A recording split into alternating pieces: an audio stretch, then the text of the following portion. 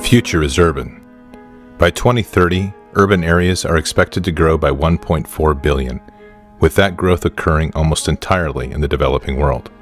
Cities will account for 60% of the world's population and 70% of the world's GDP. The urban environment will be the locus where drivers of instability will converge.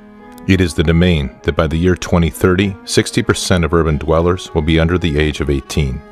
The cities that grow the fastest will be the most challenged as resources become constrained and illicit networks fill the gap left by overextended and undercapitalized governments.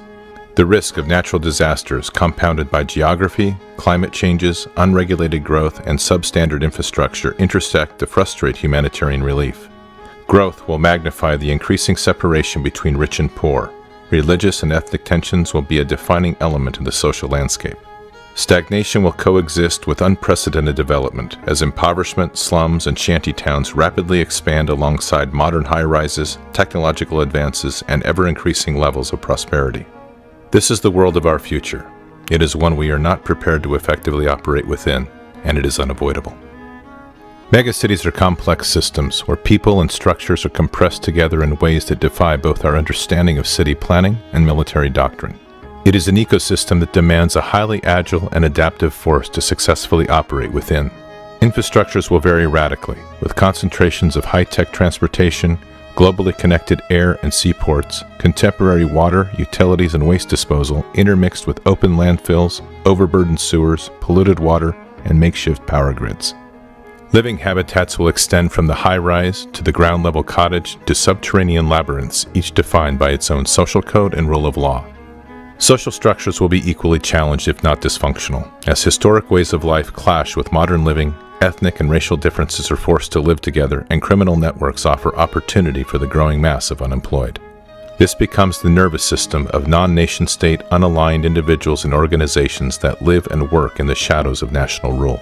Where physical domains can be seen, digital domains will have limitless potential to breed and expand without limit. Digital security and trade will be increasingly threatened by sophisticated illicit economies and decentralized syndicates of crime to give adversaries global reach at an unprecedented level. This will add to the complexities of human targeting, as a proportionally smaller number of adversaries intermingle with a larger and increasing number of citizens. The scale and density of these domains is daunting. In a city of 10 million, where you hold the support of 99% of the population, the remaining 1% represents a threat of 100,000. It is an environment of convergence, hidden amongst the enormous scale and complexity of the megacity. These are the future breeding grounds, incubators, and launching pads for adversaries and hybrid threats. Linked globally, these are man-made labyrinths that provide refuge and movement across the vast sections of these cities where alternate forms of governance have taken control. The advice of doctrine, from Sun Tzu to current field manuals, has provided two fundamental options. Avoid the cities, or establish a cordon to either wait out the adversary or drain the swamp of non-combatants and engage the remaining adversaries in high-intensity conflict within. Even our counterinsurgency doctrine, honed in the cities of Iraq and the mountains of Afghanistan, is inadequate to address the sheer scale of population in the future urban reality. From the streets of Aachen to the Citadel and Way, we have defeated adversaries who attempted to use urban terrain to their advantage. Urban conflict is written deep into the Army's histories. But in tomorrow's conflict, these megacities are orders of magnitude greater in complexity, and our current options do not meet strategic ends. Our future operations must allow us to rapidly return the city to the people. They will be too large and complex to isolate or cordon in their entirety. Yet our soldiers will have to operate within these ecosystems with minimal disruption and flow. Our current and past strategies can no longer hold.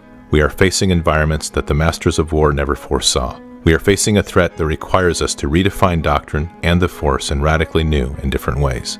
The future Army will confront a highly sophisticated urban-centric threat that will require that urban operations become the core requirement for the future land force. The threat is clear.